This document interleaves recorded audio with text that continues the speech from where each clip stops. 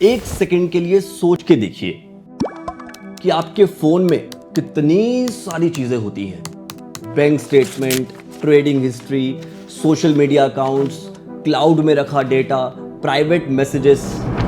और इमेजिन कीजिए कि किसी दिन एक सरकारी ऑफिसर आपके सामने आ जाए विद लीगल अथॉरिटी के साथ और आपको यह बोले कि इन सब का एक्सेस आपको उस ऑफिसर को प्रोवाइड करवाना पड़ेगा। एंड अगर आप ये सब एक्सेस उस ऑफिसर को नहीं देते हैं तो वो इन सब के पासवर्ड्स को ओवरराइड कर सकता है। एंड दोस्तों, ये कोई इमेजिनेशन नहीं है, ये न्यूज सेक्शन है 247 of the income tax act 2025। And मानो ये न्यूज सेक्शन आने के बाद तो सोशल मीडिया पे ये न्यूज वायरल हो गई।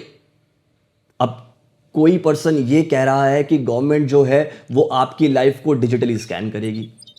अब किसी का कहना है कि एआई अब आपकी लाइफ पे आ गया है। अब किसी का कहना यह है कि सोशल मीडिया अकाउंट से डिलीट कर दो। कोई ये कहता है कि व्हाट्सएप की चैट से डिलीट कर दो। कोई ये कहता है कि अपने क्लाउड से डेटा डिलीट कर दो। तो इस तरह की न्यूज़ जो है वो काफ़ी ज़्यादा मार्केट में आ गई। कहीं लोगों ने इस पर वीडियोस भी क्रिएट करी कि अब आपकी लग्जरी फोटोज़ आप इंस्टाग्राम पे नहीं डाल सकते, आप इंटरनेशनल ट्रिप पे नहीं जा सकते। तो बहुत सारी इस तरह की जो न्यूज़ है वो मार्केट में आ गई। बट अब आपको करना क्या है? आपके पास दो रास्ते हैं। पहला रास्ता कि फ़ोन को अभी साइड रख दीजिए और घबरा के बैठ जाइए। और दूसरा रास्ता कि इस वीडियो को आप एंड तक देखिए और समझिए कि ये सेक्शन है क्या, और फिर डिसाइड करो कि अब आपको करना क्या है। अब ये समझते हैं कि एग्जैक्टली हुआ क्या था। फरवरी 2026 में जब इनकम टैक्स एक्ट 2025 इफेक्टिव होने वाला था तो तब कई सारे लोगों ने 247 सेक्शन को पढ़ना स्टार्ट किया। अब हर किसी पर्सन ने अपने हिसाब से उस सेक्शन का मतलब निकाल लिया। अब इस वजह से मार्केट में बहुत ज़्यादा पैनिक हो गया क्योंकि डिफरेंट न्यूज़ मार्केट में फैल गई। किसी ने अपने सीए को कॉल किया कि अब मुझे क्या करना होगा। किसी ने यह सोचा कि क्या मेरा ट्रेडिंग अकाउंट बंद हो जाएगा। किसी ने यह सोचा कि क्या गवर्नमेंट अब 24 आवर्स हमारी लाइफ पे डिजिटली निगरानी रखेगी। तो ये इस तरह का पूरा सर्कल और पूरा ट्रैप मार्केट में आ गया। दोस्तों, मैं आपके साथ बिल्कुल ऑनेस्ट रहूंगा एंड मेरे अकॉर्डिंग भी इस तरीके का डर मार्केट में होना स्वाभाविक था, क्योंकि पहली बार सेक्शन 247 में वर्चुअल डिजिटल स्पेस और एक्सेस कोड ओवरराइट इस तरह के वर्ड्स को क्लियरली एक्सप्लेन किया गया था। एंड कई बार इनकी डेफिनेशंस पढ़ने के बाद लोगों को यह लगने लग गया था कि हमारा फोन जो है अब वो 24 घंटे खुली किताब बन गया है। लेकिन असली कहानी तब समझ आएगी जब हम ये समझेंगे कि section 247 of the income tax act 2025 में सही में लिखा क्या है। सेक्शन 247 का मतलब है सर्च एंड सीज, मतलब रेड। जैसे आप न्यूज में सुनते हैं कि किसी बड़े नेता के घर में इनकम टैक्स की रेड लग गई, या फिर किसी एक बड़े बिजनेस के बड़े कॉर्पोरेट ऑफिस में 12 घंटे से भी ज्यादा चला सर्च ऑपरेशन। तो इस तरह की सिचुएशन में लगता है सेक्शन 247। एंड मैं आपको बता दूं कि ये सेक्शन जो है वो आपके नॉर्मल आईटीआर फाइलिंग में या फिर आपके रूटीन स्क्रूटनी में या फिर आपके रेगुलर असेसमेंट केसेस में नहीं लगता। अब मैं आपको वो ट्रिगर सिचुएशंस बताता हूं जहां पे सेक्शन 247 लग सकता है।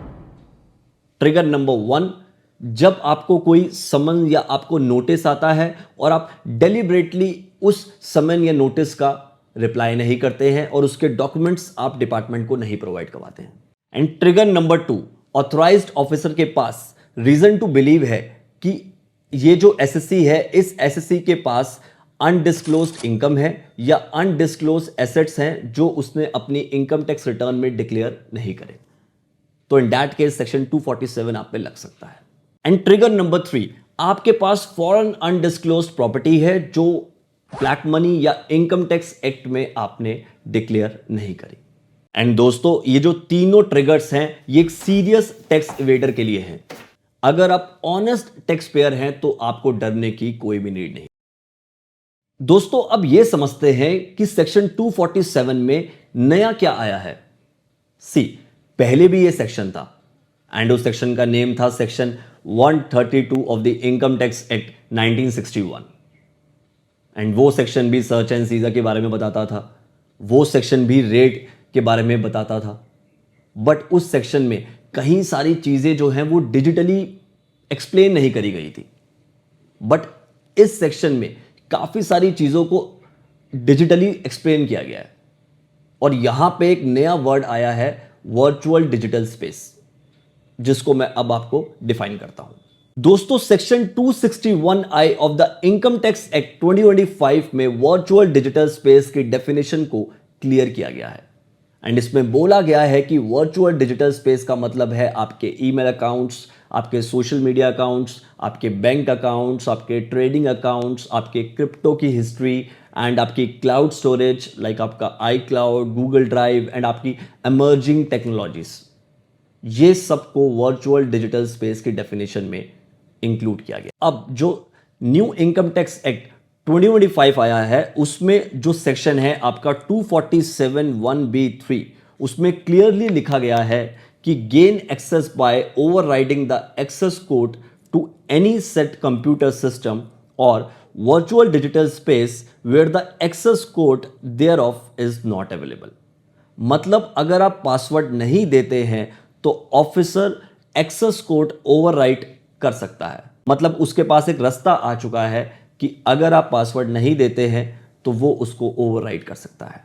एंड दोस्तों ये जेन्युइनली एक नया एक्सप्लिसिट लैंग्वेज है एंड इसके ऊपर काफी सारे लोगों ने कोर्ट में चैलेंज भी किया एंड आने वाली वीडियो में मैं इसके ऊपर आपके साथ एक केस भी डिस्कस करूंगा। दोस्तों अब बात करते हैं फैक्ट्स की।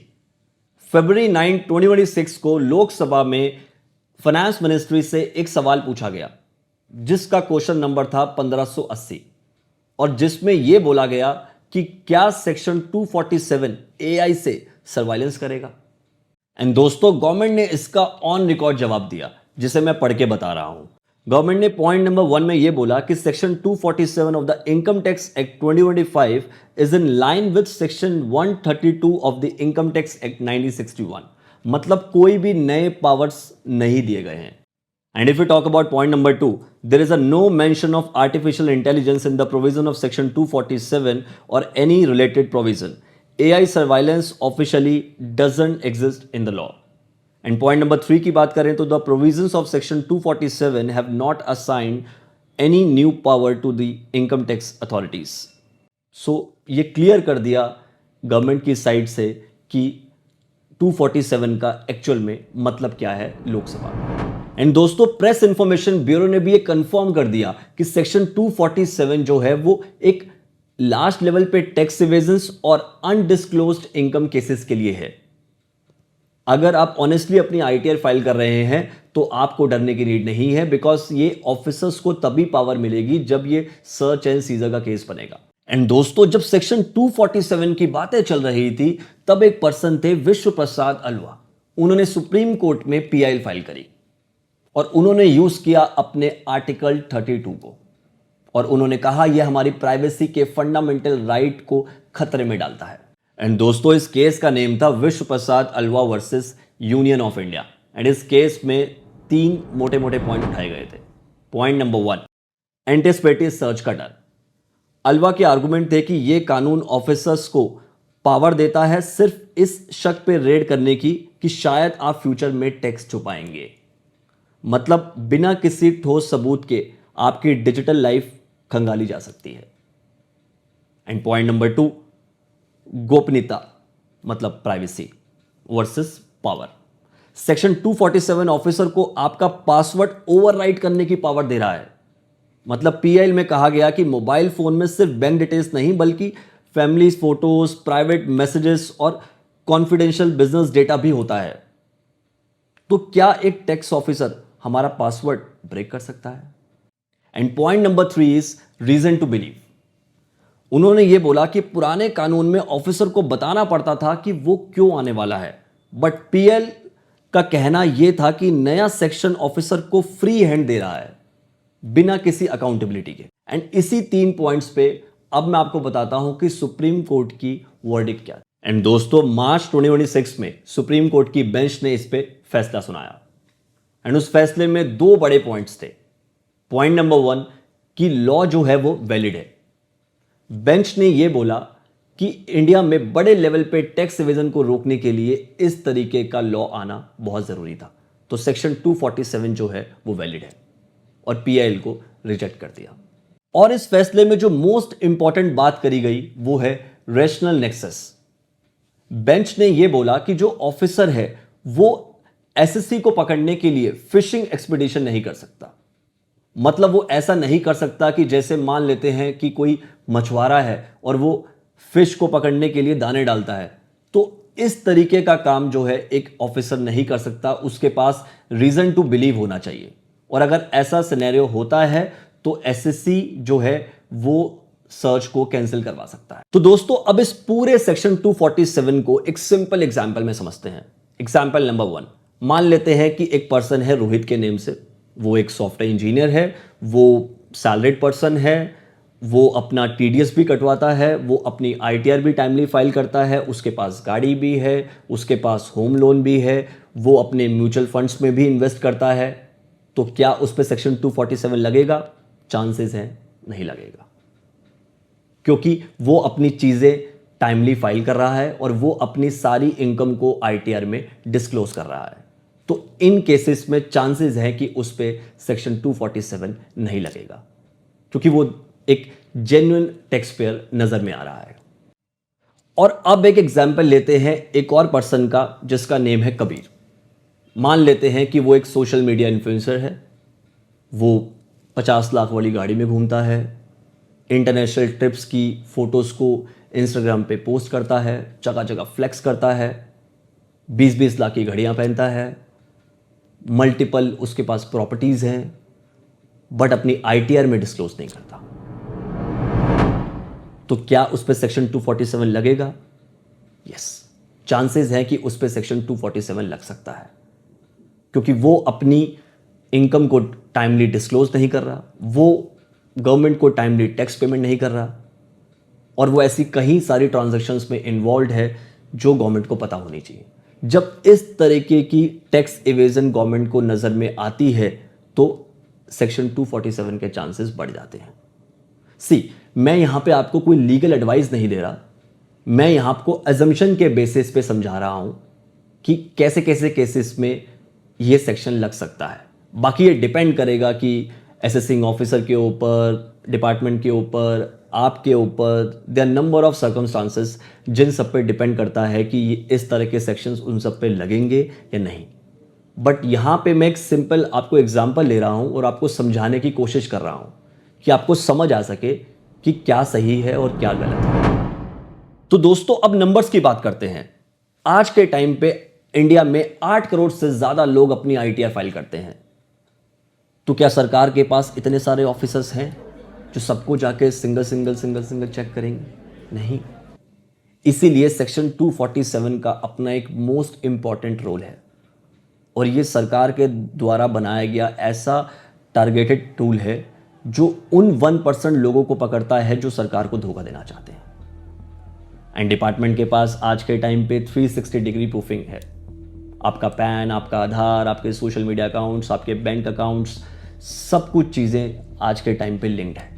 तो अगर आपके एक्शन और आपकी इनकम मैच नहीं करती तो आपको डरने की नीड है। एंड अगर आप जो कर रहे हैं और वो अपनी आईटीआर में आप डिस्क्लोज करते हैं और टाइमली टैक्स पेमेंट करते हैं और टैक्स इवेजन नहीं करते, तो चांसेस हैं कि आप 100% सेफ हैं। तो दोस्तों, अब ये समझते हैं कि आपको करना क्या है।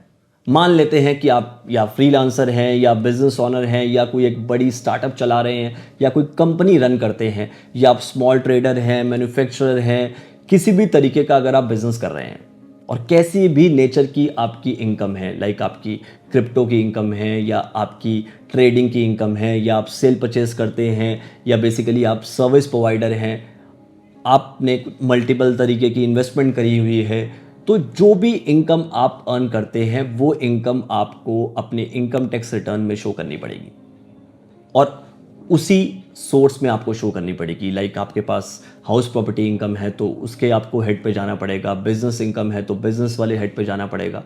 अगर आप ये सारी चीज़ें करते हैं और टाइमली ITR फाइल करते हैं तो आपको डरने की नीड नहीं है।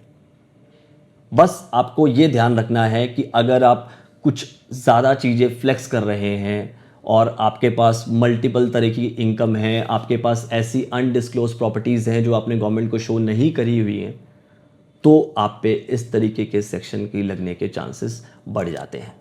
एंड दोस्तों, मैं आपको फिर डिस्क्लोज कर रहा हूं कि मैं आपको एक जनरल अवेयरनेस दे रहा हूं। ये कोई एक लीगल एडवाइस नहीं है।